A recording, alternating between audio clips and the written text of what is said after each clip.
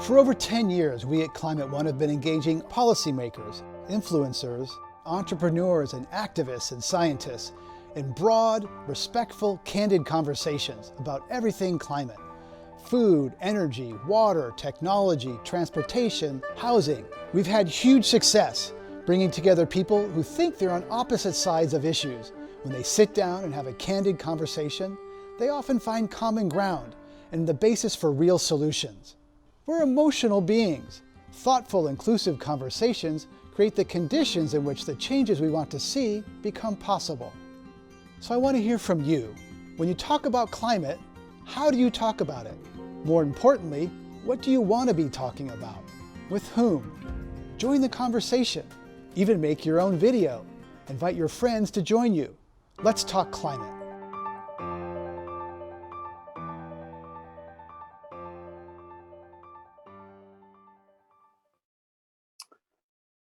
I'm Greg Dalton, host of Climate One from the Commonwealth Club. Thanks for joining us for this live stream of Deepwater Horizon to Deflation, a decade of oil.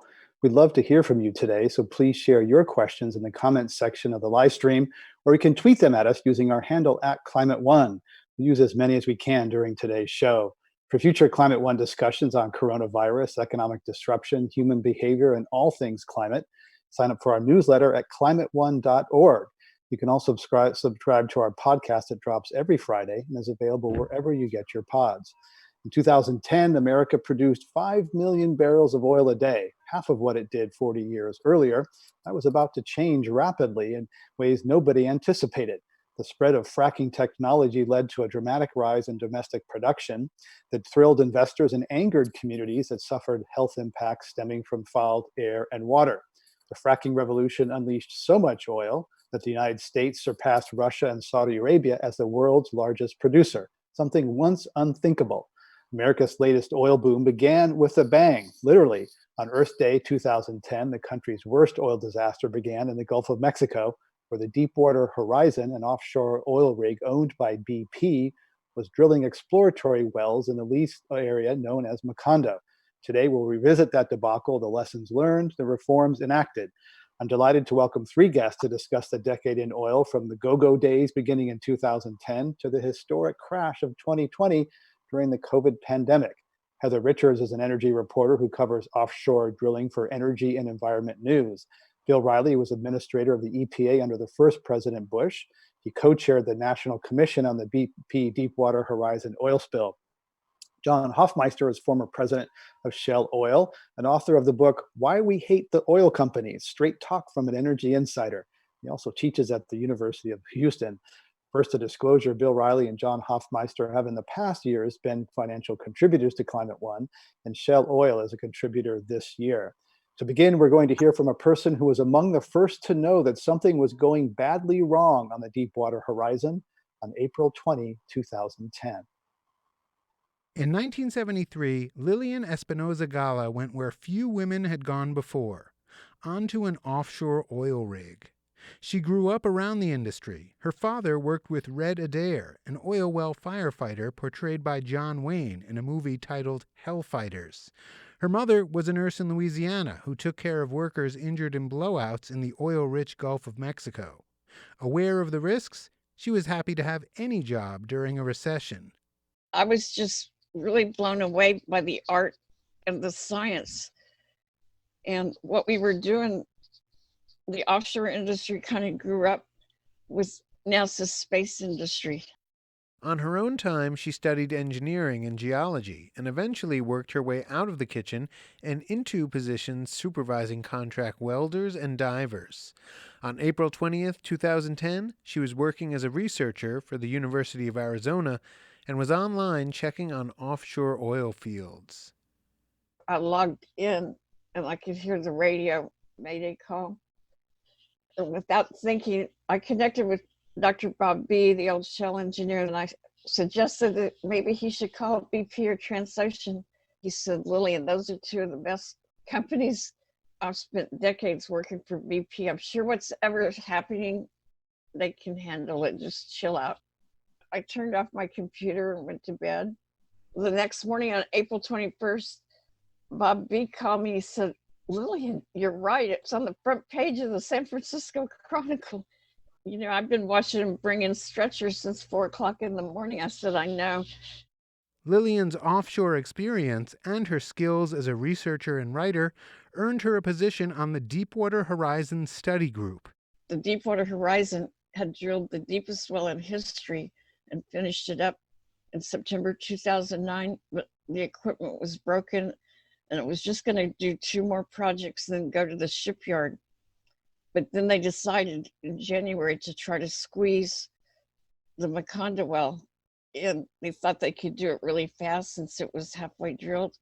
But this was younger rock, no salt rock.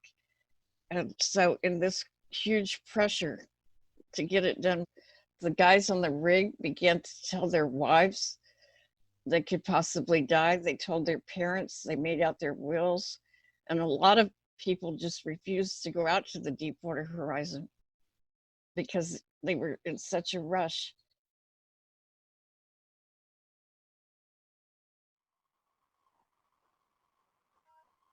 That was Lillian Espinosa Gala, one of the first women to work on offshore oil rigs and a member of a group of researchers and industry professionals who studied the Deepwater Horizon debacle.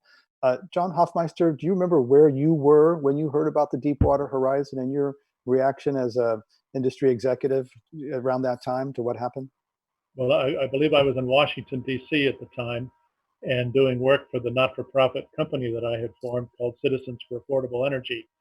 I remember hearing about the explosion and seeing flames coming off the platform from a TV that was nearby. And I said, oh, not again. And what did I mean? Oh, not again. This was obviously a BP project, and I was the president of Shell Oil Company when the Texas City disaster happened, and also when the pipeline leaks in Alaska happened, for which BP pleaded criminally guilty over the violations in Alaska. And when I thought, oh no, not again, it just seems to me that something is deadly wrong inside that company because no other company in the world had the BP experience of the last, say, 7 years. John Brown was the CEO of BP, who took the company into the top tier of global oil companies and rebranded the company as Beyond Petroleum. I interviewed him last year, and he said the Deepwater Horizon didn't happen on his watch. Some people say that the cost cutting he put in motion contributed to it. He departed 4 years prior. John Hofmeister is one of his peers at the top of a major oil company. How do you see John Brown's role in the debacle? Well, John Brown, first of all, is brilliant strategically. He understands the industry. He understands the macroeconomic impact of the industry on the global economy. But as an operator, he was not highly regarded. And oil industry is about operations.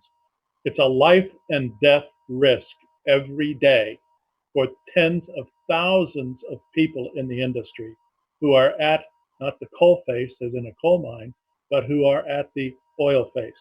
And the pressures, the temperatures, the explosive risk that is ever present has got to be the primary responsibility of every senior operating person in an oil company. And I don't think John had that in his DNA. He had other things, but not that. And because he was the leader for such a long time at BP, he had people around him who were more focused on the strategic direction of the company as contrasted with the day-to-day operations, which was left to the little people. And because of what was mentioned in the video, the pressure on cost. The pressure on cost inside BP was probably the number one priority as we from the outside of the company saw it, because BP's nickname in the industry was called Best Price. Best price means cheapest cost. And that's not a phrase of any praise, it's an insult. Because in the oil industry, the first and basic responsibility of every senior leader is to make sure that the life and the safety of every person in the company is protected to the ultimate on every occasion. And so whatever the safety features are, whatever the backup positions are. And here's another reality. In every company I'm familiar with, the people responsible for safety in the company have their own direct line to the CEO, not through the operating management. That was not the case at BP. The safety people worked for the operating people, so they were under the command and control of the operations people. Not so in the other companies I'm familiar with, including my own former company. I had direct responsibility as the president of Shell Oil for safety through the safety leader who reported to me, not to anyone else. And what she said was from my point of view, it was law. She could override operating decisions because of the risk to people or the risk to facilities or the risk to the environment. And she exercised that because that was her responsibility. So I would go back to your original question and say, I'm not sure what was in the mind of Tony Hayward, who was the CEO of BP at the time, or the head of the upstream business, who, when they had been briefed on the cost versus the high pressure, high temperature issues of the rig, their decision was shut it in, shut in that well. And that's where it all went wrong.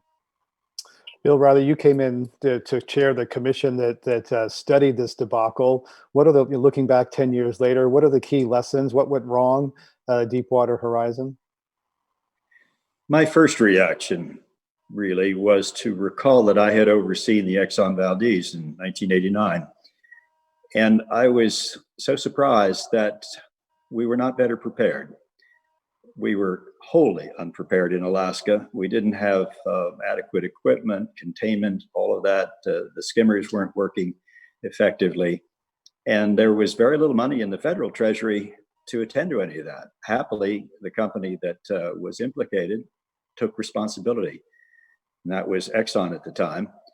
And they carried it. My first reaction, honestly, on the BP situation in Macondo was to think, well, a company like that is going to be capable of stepping up to carry the costs associated with a very expensive cleanup.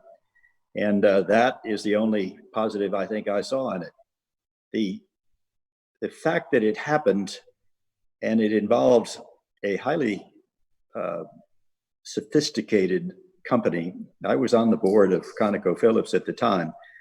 Frankly surprised me. And the more that we inquired into the circumstances that led to it, the more it was a case of not just one thing went wrong, but a whole series of things went wrong.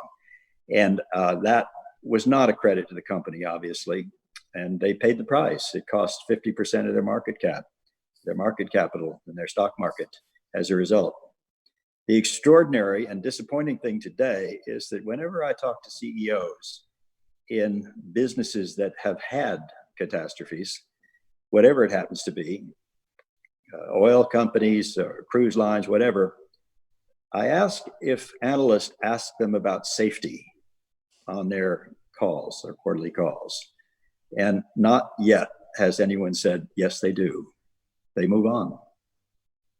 Interesting. Think about especially these days as we're living in COVID.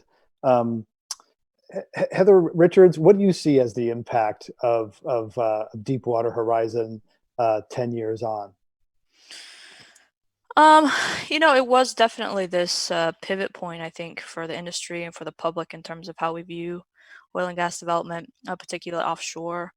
10 years later, we're definitely in a very different environment, though, in terms of, kind of who is at the helm. Is a very different culture right now under the Trump administration than there was under the Obama administration that kind of handled Deepwater and spent a lot of time developing regulations to kind of respond to what Deepwater was and prevent that from happening again. So we really have come into I think a different period in terms of how regulators look at offshore, in terms of how industry looks at its role offshore. I think Deepwater was certainly a lot of lessons were learned there, but we've kind of moved past that into a different time period. And I don't necessarily hear people talk about Deepwater except as something that happened quite a long time ago, that we've kind of moved past that in terms of technology, in terms of where the industry is going, and in terms of how we regulate offshore. Bill Riley, there were some reforms enacted after the Deepwater Horizon, so that the regulators were no longer the sheriffs weren't paid by the industry that they were policing. Some other things put in place. Have those been undone? Because some of the members of your commission, I believe, have written saying, "Hey, we're concerned that some of the lessons after Deepwater have been loosened or unlearned."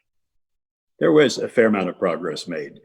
The inspectors' capabilities, capacities, understanding of the various systems, which was woefully inadequate when the Coast Guard and Interior Department investigated it after the spill.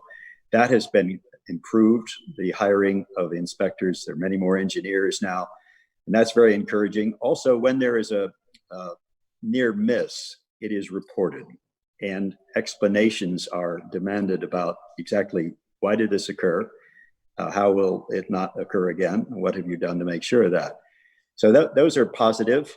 And I think the most encouraging part of what has happened has been what the industry itself has done. They established, as we recommended in the commission, the Center for Offshore Safety. They review all of the environmental programs that are developed by the companies, critique them, send them back, improve them before they're sent to the Interior Department. And my understanding from the individuals who are responsible for that center say that there has been significant improvement. It is, however, a dangerous business. And people often neglect the fact that there had been 950 fires in the 9 years before the Macondo disaster. 1,550 people had been injured. 60 people had been killed.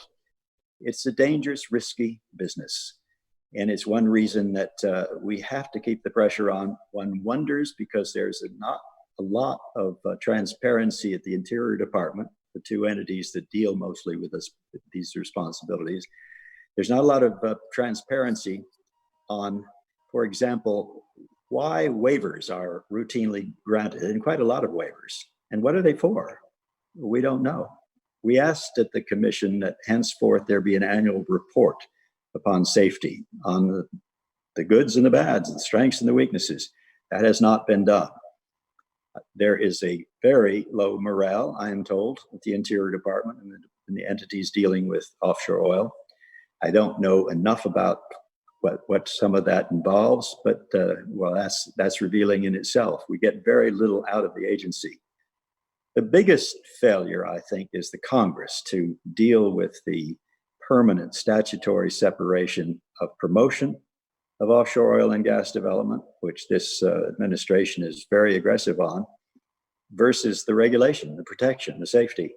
As long as those two things are mixed, I think it's a very dangerous situation. And this administration, the first Secretary of the Interior, made it clear he wanted to put them back together where they had been since Secretary Watt had done that.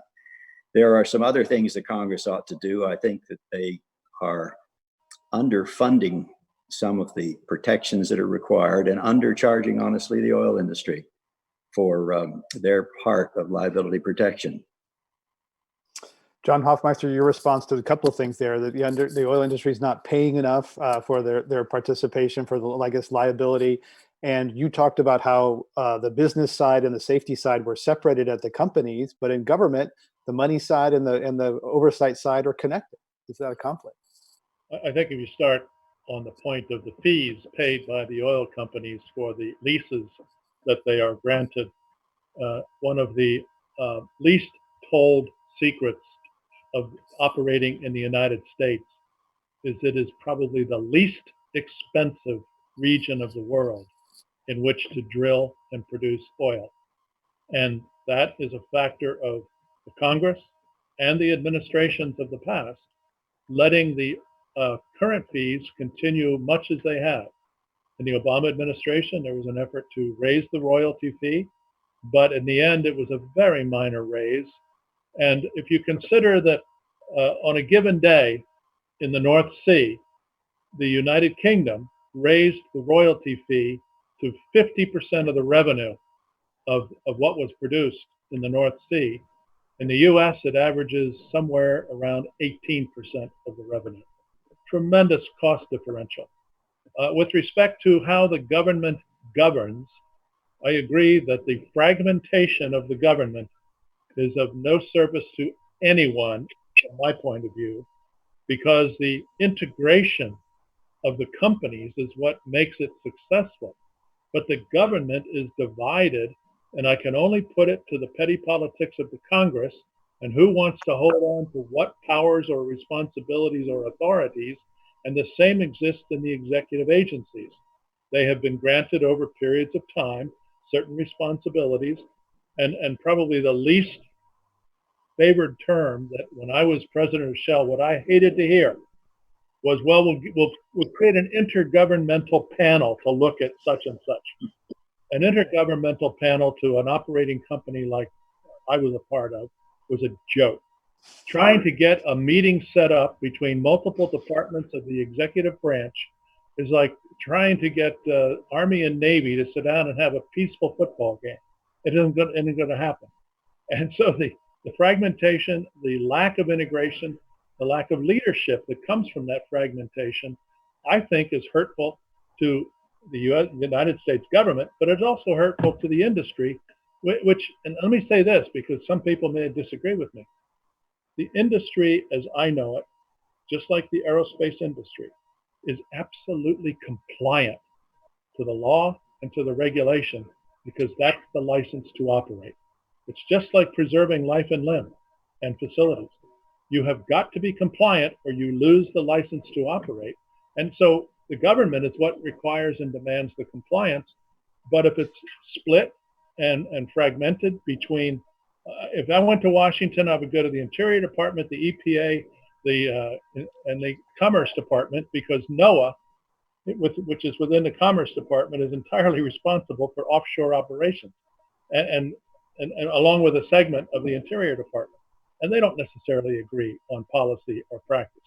And so it's just a very serious gap in trying to run an effective and efficient industry on behalf of the markets that are served, as well as the people of the United States who pay taxes for what they would expect to be good, safe operations from the industry through the regulatory process. It needs a lot of work.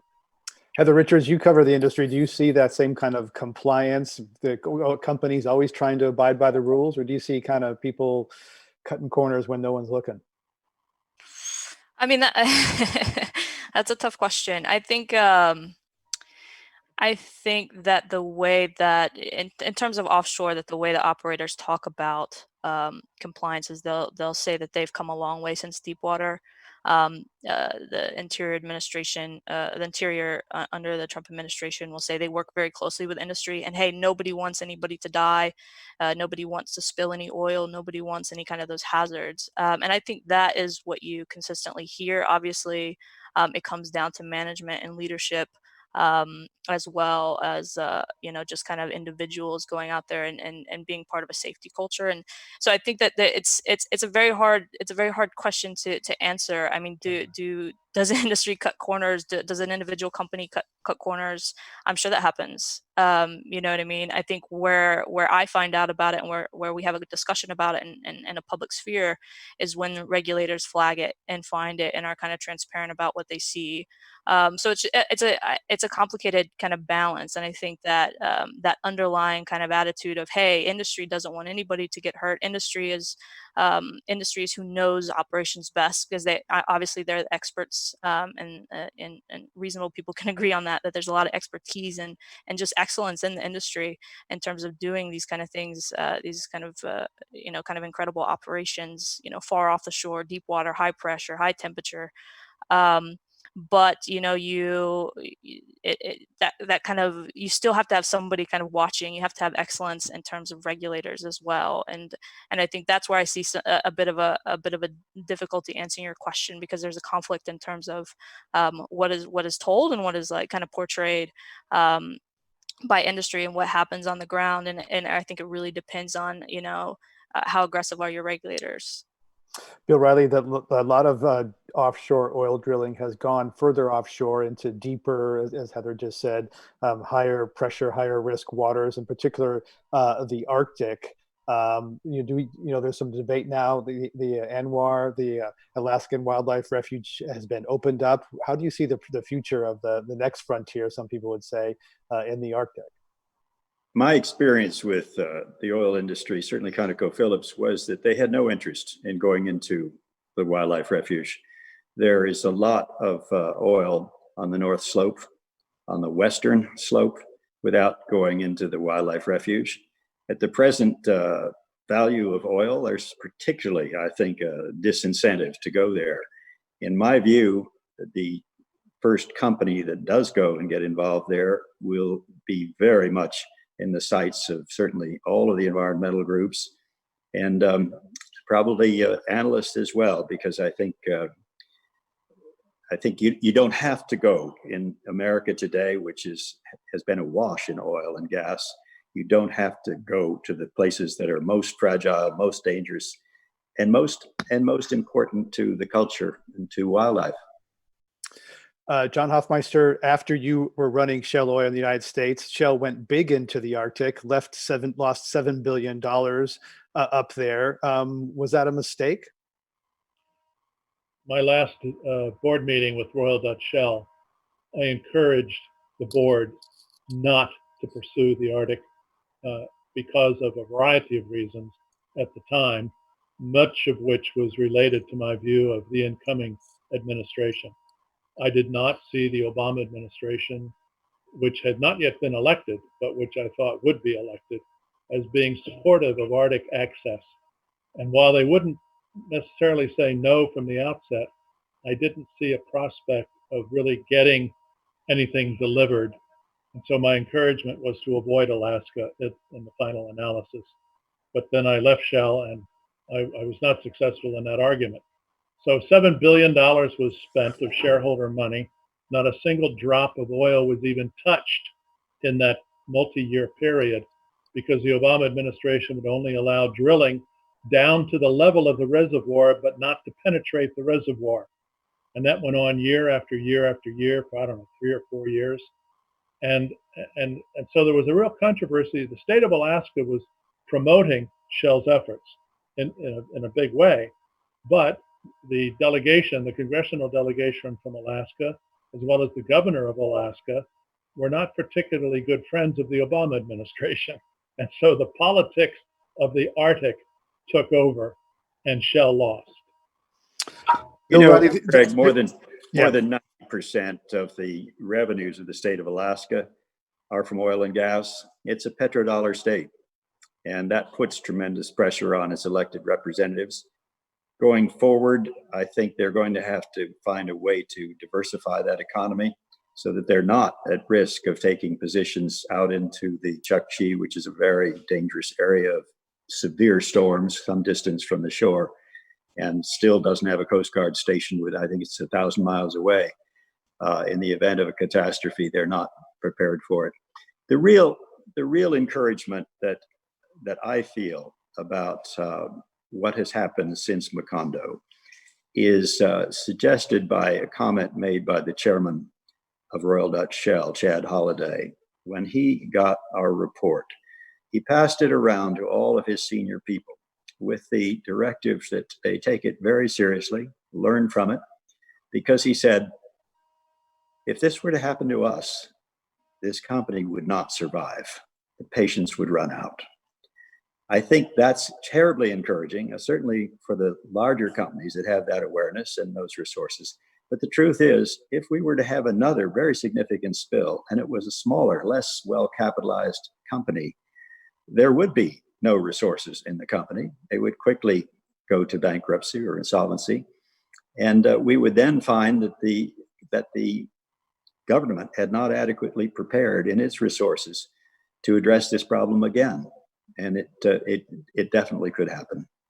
Bill Riley, what are the lasting environmental impacts of the Deepwater Horizon? There was a lot of money from the settlement went into science that gives us a baseline. People remember the oil slicked beaches and the impact on tourism and fishing, et cetera. What do we know about the environmental impact in the Gulf? There have been lasting impacts on whales, I'm told, some of which have just come to awareness in the recent past. Several species of birds have had their populations affected in ways that are not fully understood, but appear to be related to the spill. There is subwater, or rather bottom characteristics in the muds, in the oil muds, that have affected the bacterial composition, which probably affects all of the bottom feeders. I remember that the oil was affecting the shallow waters. It got into shallow waters and basically putting the oystermen out of business. A lot of Vietnamese oyster boats had to simply stop work. So there were a range of effects that some of which were immediate and obvious, others of which we continue to, as a result of the research that goes on, which has been amply funded research, by the way. It's a responsible way to get a fix on how serious that problem is, but it continues to reveal significant problems in some species still. We have a question from Thomas on YouTube about how is the oil tanker industry doing safety-wise following the big high-profile Exxon Valdez 1989, Erica 1999, and Prestige 2002. Bill Riley? My sense is that a number of steps were taken after Exxon Valdez that gave us some more assurance that this would be a better managed process than it had been, and by the industry. Double tankers were one of the major features to come out of that. An increased fund for dealing with problems when they arose. Greater scrutiny of the capabilities and credentials of captains. So there were responses, and there was the experience of an extremely large court decision, all of which went in the direction of making very clear to the industry that they had to up their game. And I think honestly, they did. One thing that I would draw attention to, this was a matter of some contention in my time, was environmentalists were very critical of the government's inadequacies, and that was quite fair. But I can recall that they took it out on environmentalists, who were, of course, the most shrill. And I remember telling the president that when I was the receiving officer for the Trans-Alaska Pipeline environmental impact statement, I was struck by the fact that environmentalists who had done a lot of risk analysis estimated the risk of a major spill in Prince William Sound, of a tanker coming down that sound, was 1 in 1,000. And it was about, I think, the 886th trip down. They did pretty well. There's an interesting new podcast called American Scandal that kind of retells and unpacks the story of the Exxon Valdez and how the famous, Captain Haywood, and handed over to a junior officer. And there's some really how slow the government response was, and how there was actually some of the safety team by Exxon had been laid off shortly before that to sort of cut the cost cutting points made earlier about BP, et cetera. So American Scandal, if you're interested in really walking through the Exxon Valdez story, that's an interesting podcast. We're going to go to our lightning round.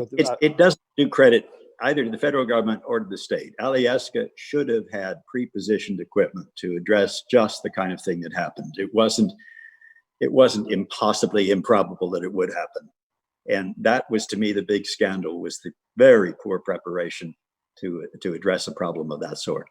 One of the painful moments of that podcast shows how the resources were so small that there was one person who could operate a forklift, and then I guess some rescue equipment, and then that same person had to climb up to a crane and then take the cargo off of the forklift onto and operate the crane, and then down, and it was just like one person, and all these people, while this oil is seeping out, there's this like one man doing, the system is only as strong as its weakest link. We're going to go to our lightning round with Heather Richards, Bill Riley, and John Hoffmeister. True or false questions, beginning with Heather Richards. True or false, you have encountered sexism often while reporting on the oil and gas industry. Often? False. Probably false. Bill Riley, true or false, oil was a factor in the United States invasion and occupation of Iraq. True. John Hoffmeister, true or false, the economic crisis triggered by the global pandemic is so bad that ExxonMobil laid off 30 members of Congress. False. I got that off of the internet somewhere. I couldn't resist. True or false, Bill Riley, Shell's failed $7 billion foray into the Arctic effectively ended the career of its former top American executive, Marvin Odom. True. True or false, John Hofmeister, Shell and other companies gave nearly $500,000 to prominent Dutch climate science denier Fritz Bocher during the 1990s, according to his personal papers recently revealed by the Shell Papers Project. I actually don't know. In the 90s, it's possible that it was true. Heather Richards, true or false, Diamond Offshore Drilling is a large company that received nearly $10 million from the CARES Act, the Stimulus Act. Then, as Diamond Offshore Drilling was declaring bankruptcy, it asked a judge to authorize the same amount for executive bonuses. True. John Hofmeister, true or false, the largest supplier of foreign oil to the United States is Saudi Arabia. True. I think it's actually Canada, but Bill Riley, true or false, U.S. military protection of oil supply routes from the Middle East is a taxpayer subsidy of American gasoline prices. Hadn't thought of it exactly that way, but I suppose you could. True or false, Heather Richards, some observers consider the current crisis to be the darkest period in the history of the U.S. oil industry. True. Also, Heather Richards, meanwhile, President Trump claims the industry is on a transition to greatness. That is true. I'm going to mention a person, place, or thing, and you just tell me the first thing that comes to mind, unfiltered off the top of your head. Bill Riley, what comes to mind when I say U.S. Senator Ed Markey? Climate champion. Although he criticized your affiliation with ConocoPhillips when you were appointed to the Deepwater Horizon Commission. Didn't like your energy. I criticized it myself. I remember telling the White House that I can't do that. I'm compromised. To which the answer was, the president personally selected you for this. He wants somebody on this commission who actually knows the industry. Heather Richards, what comes to mind when I mention the Federal Energy Regulatory Commission? FERC, offshore wind. Which they're blocking? No, they're making it a little bit trickier for offshore wind to participate in a capacity market, which is like kind of a complicated, wonky subject, but they wouldn't be able to. They're too expensive. Offshore wind's very expensive. Okay, we might get to that later. Last one, John Hofmeister, what comes to mind when I say when you hear Tony Hayward, the former CEO of BP?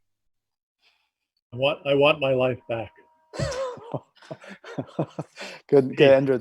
Thank you. He disgraced himself and his company because he was having to spend too much time on what he considered a trickle of oil in a large ocean. It was the end of his career.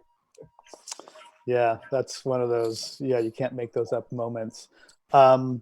Let's talk about where the industry's gone from this point. There's, the 2010s, began with this disaster, America's biggest oil disaster, but there was then this boom. America produced more oil than ever, a lot of it onshore.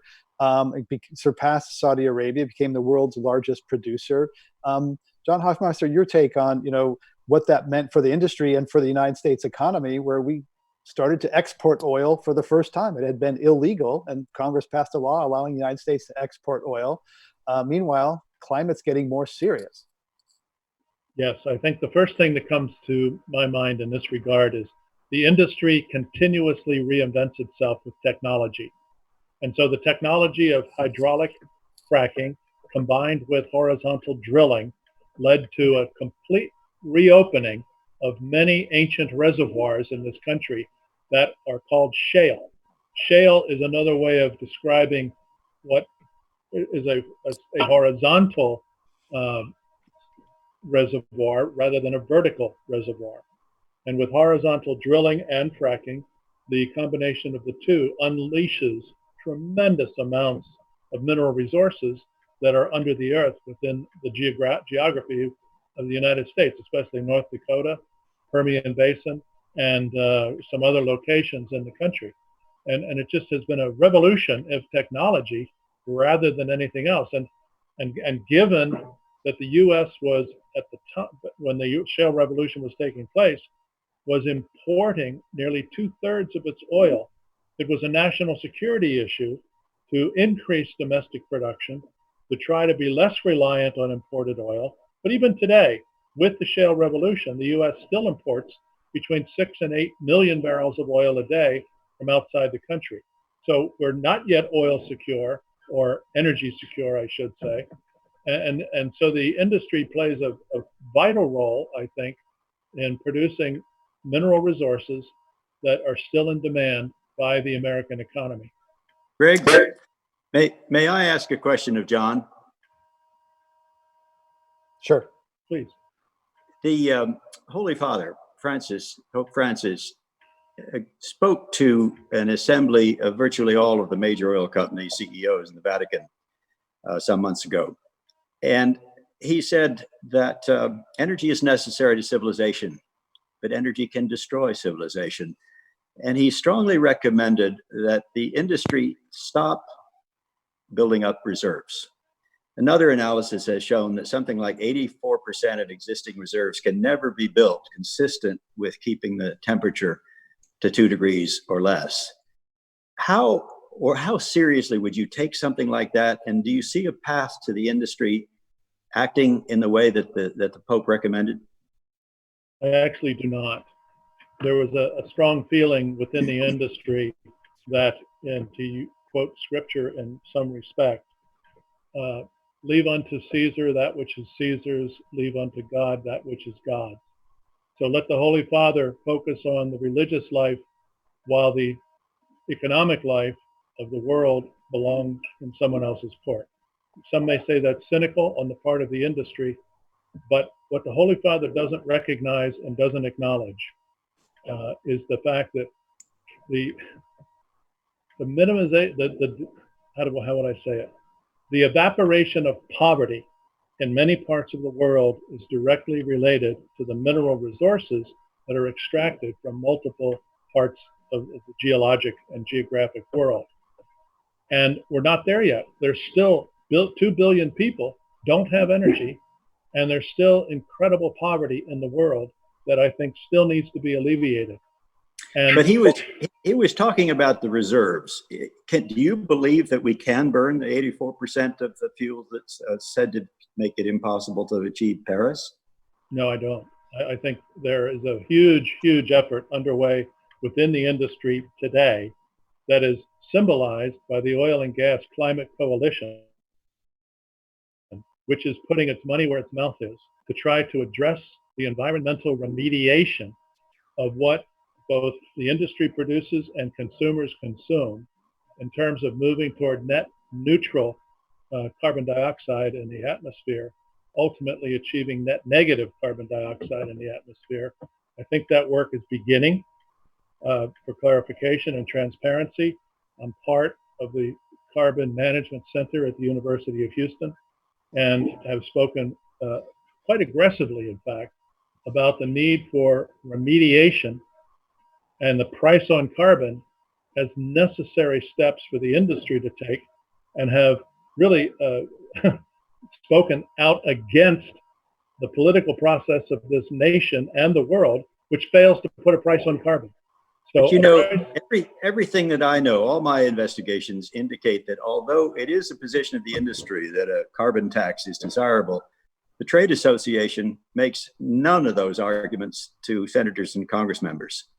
I'm told that by several senators that that's not what they hear. It's not a primary objective. So it doesn't strike me that it's a deeply held conviction. Well, we may talk to different audiences, because 20 years ago, I was wearing out shoe leather in the halls of Congress asking for a price on carbon. I was a strong advocate in the Climate Action Coalition back in those days with 35 other companies trying to frame a cap and trade bill. I remember very well. We could begin to put a price on carbon.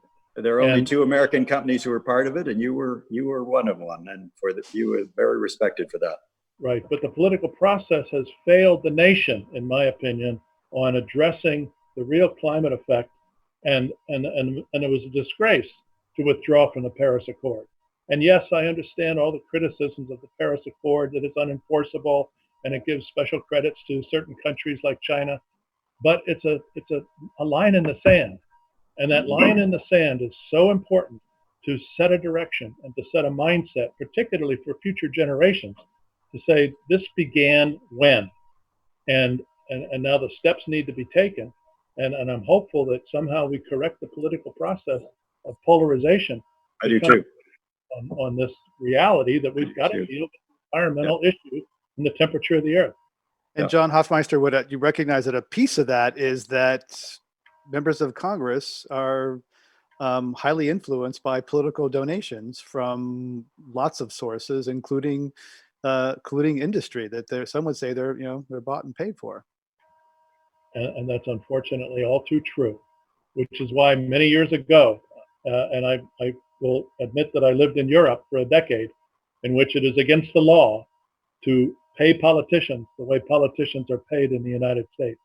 And I've been an advocate of public campaign funding from when I got back from my sojourn in Europe in 2005. Public campaign financing, which we have attempted to do in part with the checkoff on the income tax that a person can make. But when we have free money to political people on both sides of the aisle, and the money is hardly capped other than at an individual level, and that money gets spent, and that money just accumulates and accumulates, and gives somebody $1 billion, they can run for president. I mean, what a disgraceful thing to say about a democracy from my point of view.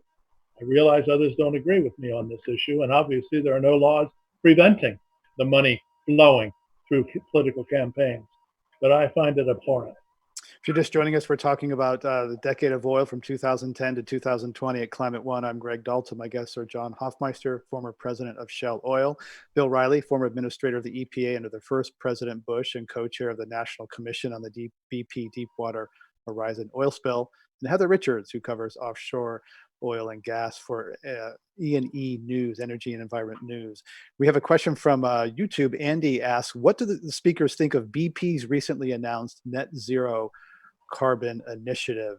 John Hofmeister, you've been quite critical of BP. What about others? Total and I believe Shell have these net zero ambitions. They're a little fuzzy and they're different. Is industry getting real here? Yes, in my opinion, yes.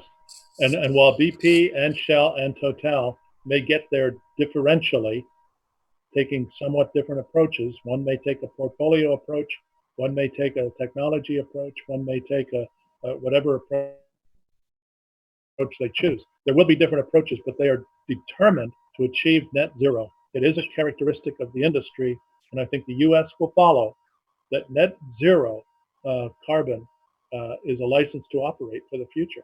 If you're not net zero, you're going to have trouble expanding. But back to Bill's question on reserves. Bill, I don't think we will ever mine all the reserves that we currently have, because I think alternative energies will play a much larger role over the next 30, 40 years and will change the game forever. Yeah, hope so. Heather Richards, are you picking up on this in your reporting in terms of the transition to lower carbon? Bill Riley's been asking about the reserves. Companies are still looking to find new resources to buoy their stock prices, which are based on those reserves. Is decarbonization trickling down into what you're seeing?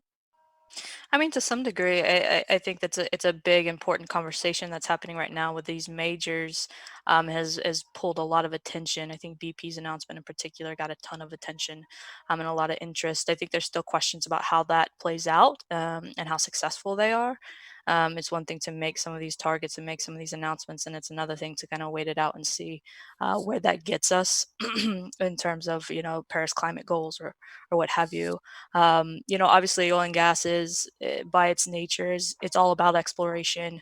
It's part of its name, and so it's an interesting thing to see. We talk about the oil and gas industry, I think, a lot of times in Washington, or in kind of these high level conversations, and we talk about BP, and we talk about ConocoPhillips, and we talk about Shell, and the oil and gas industry in the U.S. is quite big, and there are a lot of other players out there, and those guys are are definitely aggressively still acting like the oil and gas business. So I think that the transition and the conversation about the transition and what BP kind of leads us to, and how that affects how we talk about oil and gas and how we talk about what a social license to operate means.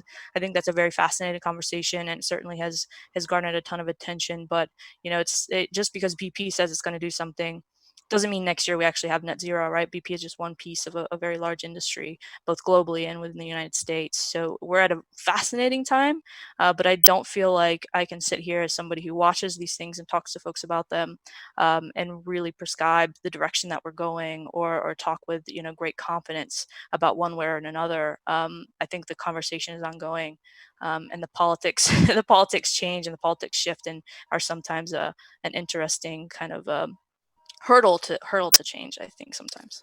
Bill Riley, Heather mentioned social license to operate. Some people would say that you talked about Shell's retreat from the Arctic. So some people would say that there were kayaktivists, and there was a lot of political pressure put on Shell in the Arctic that raised the cost of doing business in the Arctic for them. Do you think that that some of the pressure on these oil companies is changing the equation for them about where they go, where they spend, because there's rising concern and political pressure on them for what they do? Some of the biggest banks, for example, BNP and Citibank, and I think others have said they're not going to finance projects in the Arctic because they're getting pressured for what are you funding, what are you investing in? Is that trickling up into the boardroom? As I said, I don't see a lot of interest on the part, certainly of the majors, into more Arctic development. At least if we're talking about the most controversial one that people usually bring up, it's the wildlife refuge. But I think there's a tendency in the oil industry, certainly before the what do we call this, before we're all sheltering in place, to go where the opportunities are. And frankly, they have not been difficult. To go to Canada, to go to Nebraska, the Dakotas, and Oklahoma, and Texas, and even Pennsylvania, and the East area, Eastern United States. I don't think that pressure has had much impact, or that they have felt much, by and large. I think there is a danger of hypocrisy on the part of the critics sometimes of the oil and gas industry. I noticed that the Norwegian oil fund, which is $1 trillion fund, has said that they're not going to invest anymore in fossil fuels. Well, I mean, do they say that with a straight face? The entire fund has been built by the sale of oil, and it continues to be. There's a lot of that going on, I think. One thing that occurs to me is that after we are allowed to go out to restaurants and cafes and to travel, whether or not it's going to be as acceptable as it used to be for companies, for non-governmental organizations to bring their people together for meetings, which we now have discovered can happen quite efficiently and effectively on Zoom. That's got to raise a different kind of question than we used to have. CEOs always were of the opinion that working at home was not efficient. You couldn't really trust people to do it. My understanding is that's no longer true. They're astonished to see how well everything is going and how it's reduced cost and may reduce future costs for rent, for travel, for all sorts of things. That, I think, could bode for significant decrease in consumption of fossil fuels. And I think that will probably be a positive. John Hofmeister, you talk about the generational approach toward energy, boomers and millennials, and what Bill Riley just mentioned about technology. Millennials, of course, being much more tech savvy, more tech comfortable. How is the generational change going to affect the way we approach and think about energy in the future, as well as the climate gets more intense and critical? I'd bring everything back, Greg, to technology. I think the technology alternatives that millennials see are very different than the technology preferences that boomers see. Boomers grew up in the comfort of the individual automobile. They couldn't wait to get their driver's license. They couldn't wait to get out and see the USA in their Chevrolet, or whatever phrase you want to use. And the idea of taking a cruise, flying around the world, whatever it might be, the points, accumulating points on flights, I think that's a generational reality among the boomer population, which is not as young as it used to be. The millennial population is growing and taking on a totally different perspective on technology. I teach at a couple of different universities, including the University of Houston. And I can tell you that just the interactions with my students is a totally different conversation than I would have with my peer group. Totally different. In May the I sense add that, to that? May I add to that, John and Greg? One challenge to technology, and I think the critics of the oil and gas industry make too little of its potential positive contribution to addressing our major problems, is to figure out how to extract carbon dioxide from the air and to do it cost effectively. That is a challenge that without, if it is not met, we cannot achieve the Paris goals. We simply have to get what are called negative emissions. The oil and gas industry, I think, is supremely qualified to have the scale, to have the engineers, to have the expertise to undertake problems like that. Do you think there's any possibility that they would? Or how could we encourage them to? and I think that is part and parcel of what the Oil and Gas Climate Coalition is addressing. If you Google, all of your listeners, Greg, could Google Bill Gates carbon capture. There's a big pilot project taking place in British Columbia of doing exactly what Bill is describing, direct air capture of carbon dioxide. Yes, it's expensive today. A price on carbon could help pay for that. And but the industry, you're absolutely right, Bill. The industry has the technology, the people, and the potential resource to put together the kind of industrial facilities as big as power plants to begin extracting carbon dioxide from the direct air capture technology. But it has to be done at scale. And that's what the industry is also good at, Very scale. good at. They know Yes. materiality, they know scale, they know physics, they know chemistry. And so they have all the basic skills to take a cubic foot of air, we would call it air, and to separate the various components of that air, whether it's nitrogen, oxygen, CO2, whatever it may be, and to capture the molecules, because that's the other thing the industry does. It understands material at the molecular level. And that's what you do with direct air capture. Mhm. And the Shell Sky scenario, and I'm not trying to promote it or promote Shell, but there is a scenario published a year ago which calls for by 2070 a whole industry called direct air capture with tens of thousands of industrial facilities pulling CO2 out of the atmosphere on a 24/7 basis in the I think same one of way the power key plants operate. One of the key questions, though, is that there was an effort under the second President Bush. I think it was called Future Gen. A couple $1 billion put into trying to capture carbon from the towers of coal plants.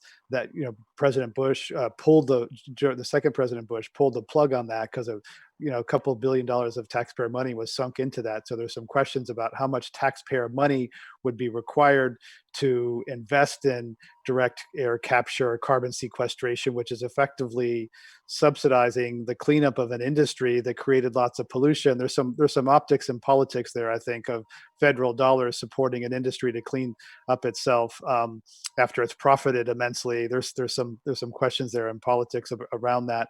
We have a question from Carrie on YouTube for Heather. To what extent are big petroleum companies positioning themselves to participate in renewable energy sources? And I'll just put a point on that for you, which is, could offshore oil rigs become offshore wind farms, that sort of thing? Could the companies play a role there? Yeah, I think definitely there's some crossover there. Some of the biggest kind of proposals that are coming out in the U.S. for offshore wind, which is a brand new industry. We only have one small facility operating off the coast of Rhode Island right now, but we have a lot of proposed facilities for offshore wind up and down the East Coast. Um, but some of the biggest companies that are proposing those are are from Norway, Denmark, who have a background in that. But like Equinor, one of the companies that is part of this, I mean, that has a history in the oil and gas business. I mean, Shell has interest here. There's a lot of ties back to the oil and gas industry, I think, and potentially in the future of offshore wind, we see oil and gas being a part of that. I would caution about kind of a tit for tat or easy replacement when we have those kind of conversations, because it doesn't exactly work that way. For one, the number of people that are kind of employed in the offshore wind space, once that is up and running, is very different than the offshore oil and gas business. They're different right now. Regionally, we have a lot of oil and gas, obviously down on the coast, and it supports Louisiana and Texas, and it is very much a part of those economies down there. All that expertise is focused down there. Whereas offshore wind, what we're seeing at least early on, is going to be up in the Northeast.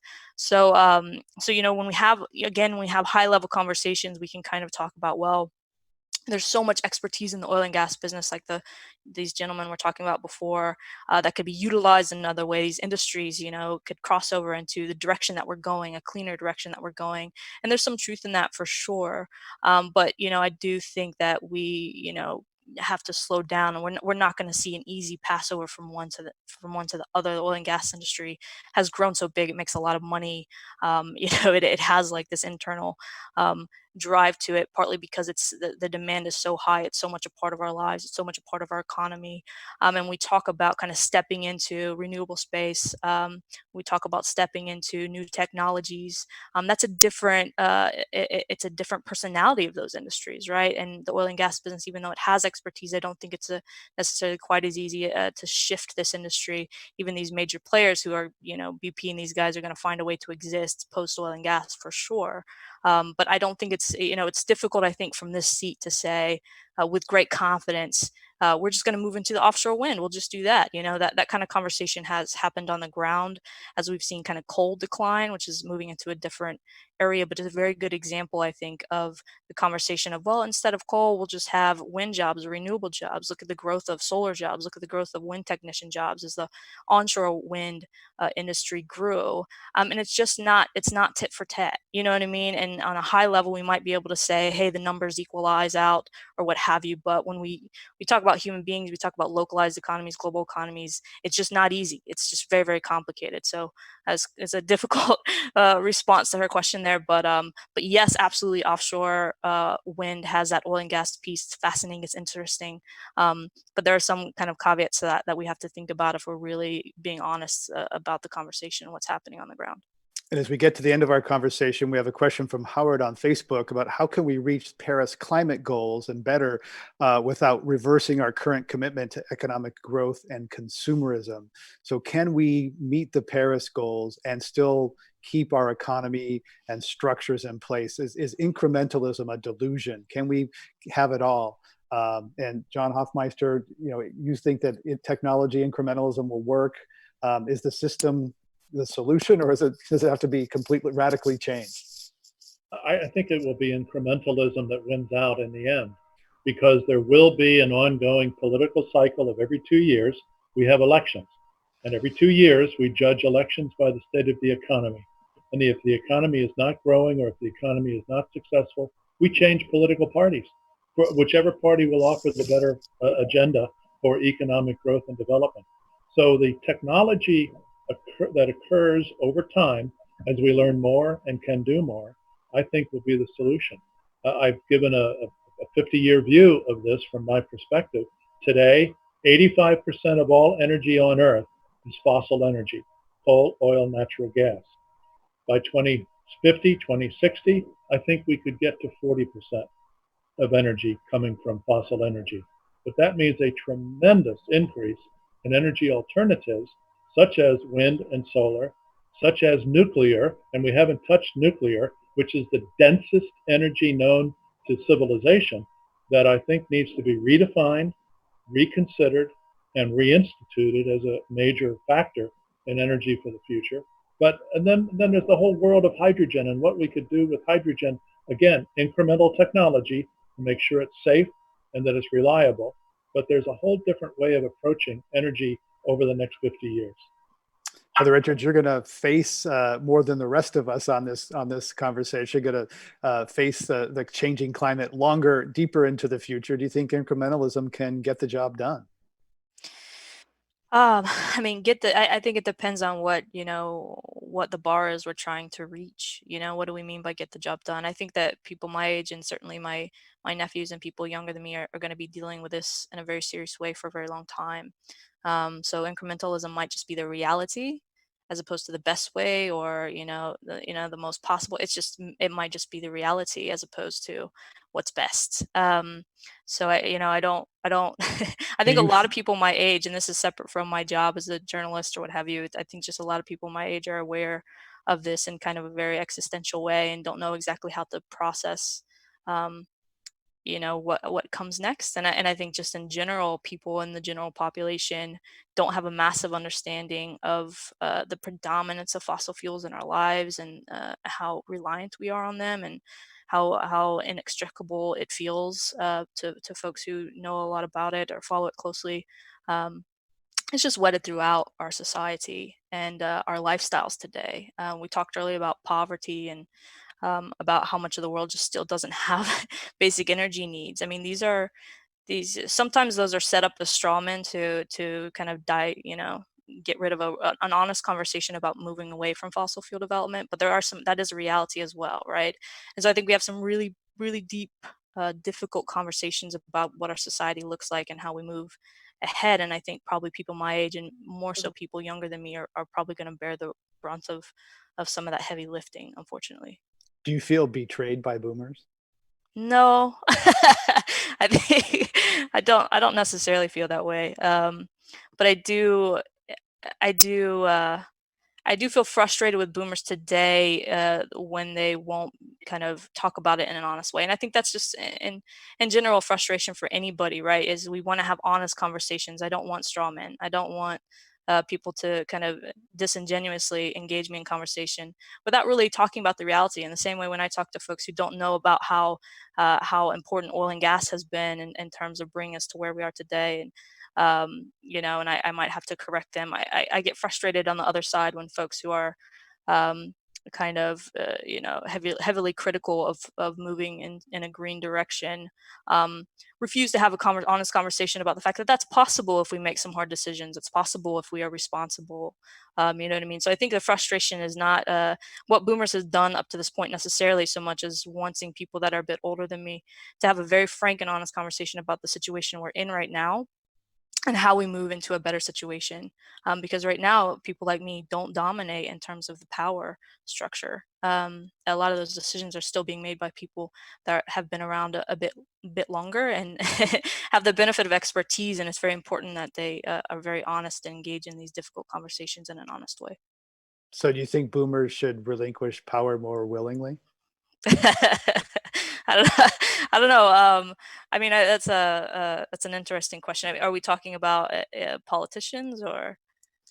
I know I'm kind of going outside the lines there, but the idea that, because I think ultimately, the more I talk about climate, it does come down to power. There's a lot of consolidated power by the incumbents that tomorrow doesn't have as much power or money as the establishment of today. And I just personally start to question more whether this incrementalism is going to get the job done fast enough. What's comfortable and incremental.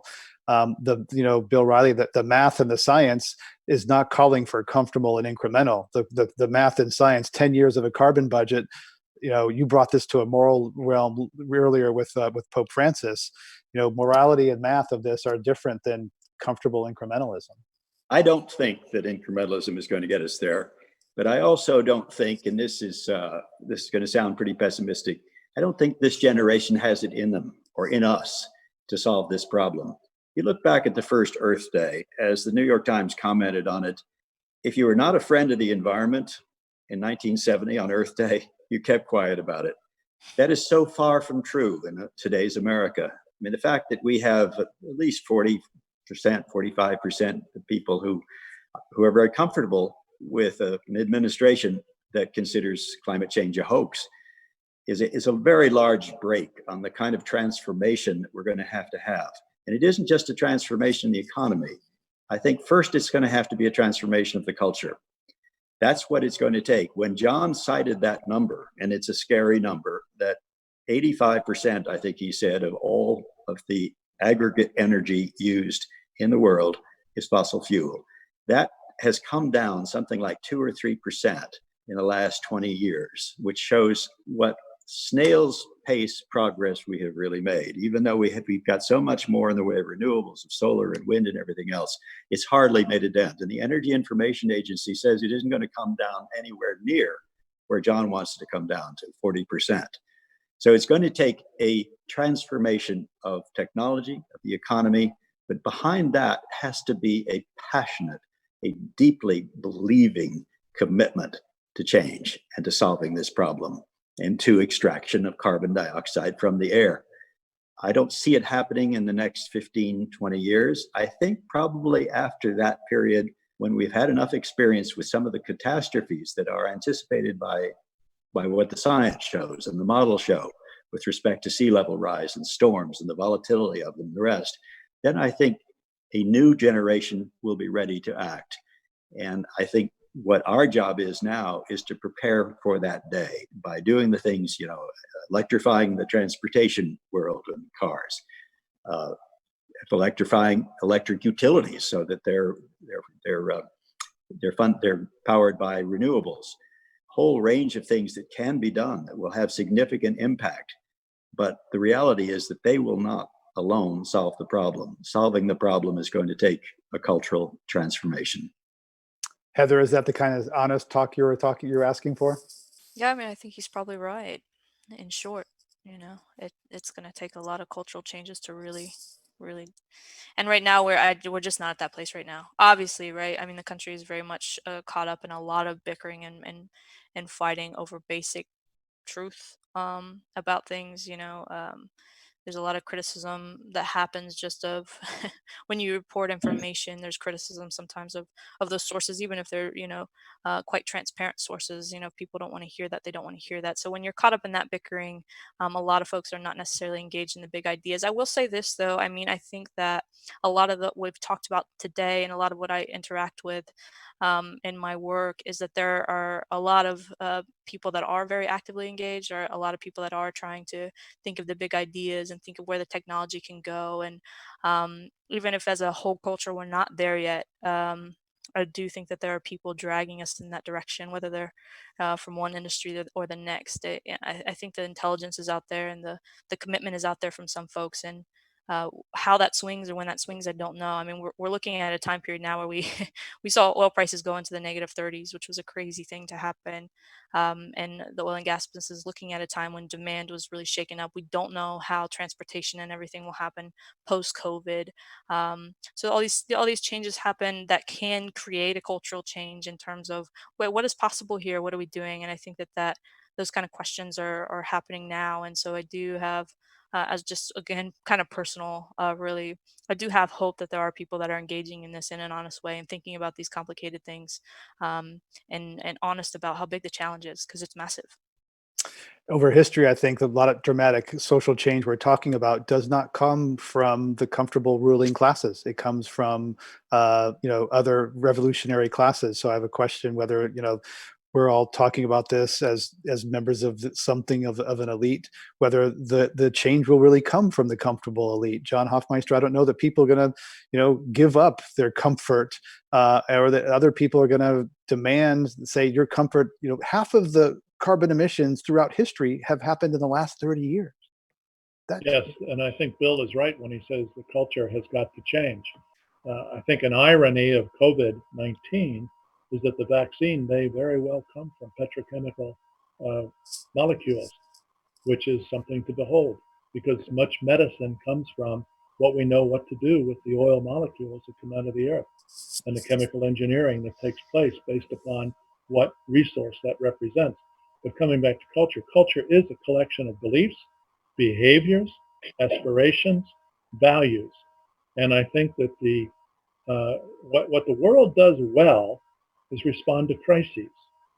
The world doesn't really do well when it comes to major change platforms if it can hang on to the status quo. So I do think that we will, to Bill's point, I do think we will see more crises come along, which will ultimately impact the culture, which is the beliefs and values that I mentioned. We have to wrap up. I'd like to give a shout out to the Climate One team making this happen from their homes. You don't see them in their pajamas, but they're working hard behind the scenes.